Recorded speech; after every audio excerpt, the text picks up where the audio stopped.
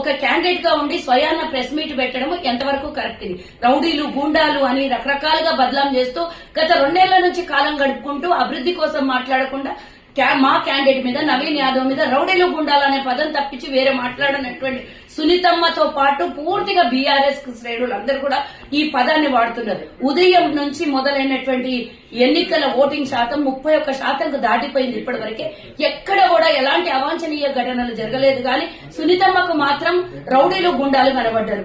Booth లోపలికి ఆమెను ఒక్కదాన్ని అలో చేస్తున్నారంటే ఇంకొకరిని అలో చేయట్లేదంట. అసలు నిజంగా వాస్తవాల్ని ఈ రోజు డ్రోన్ ద్వారా చూస్తున్నటువంటి ఈసీకి ఎల్డీ దగ్గరుండి చూడమ్మా, ఎవరు ఎక్కడ తప్పుడు పనులు చేస్తున్నారో.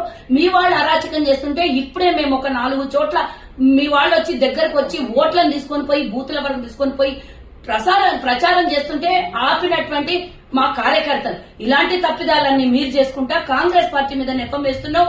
ఈ రోజు నేను అడుగుతున్నా, నీకు ఓడిపోతామనే భయంతో దింపుడు గళ్ళం చివరి అస్త్రం ప్రయోగించినటువంటి బీఆర్ఎస్ శ్రేణులు పాపం ఒక మహిళని లాస్ట్ కు చివరి అస్త్రంగా ఆమె లైవ్ వీడియో పెట్టించడము ఇది ఎంతవరకు సమంజసము?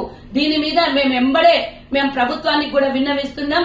ఇలాంటి తప్పుడు ప్రసారాలు గాని లైవ్లు గాని ఇవ్వద్దు. ఇస్తే దాని మీద కంటెంప్ట్ అవుతుంది. ఇమీడియట్ గా